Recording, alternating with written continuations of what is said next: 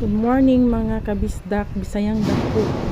Nakita na pud ko og usa ka dakong starfish didto sa among duol sa among balay at bang sa among balay sa dagat. Kana siya lahi na po na siya nga family sa starfish, different family but same starfish na nakita namo dito. Mao ni siya iyang likod. Tingnan nyo po yung likod niya at napaka cute talaga niya. Gray ang color niya. Ayan, binalik natin siya.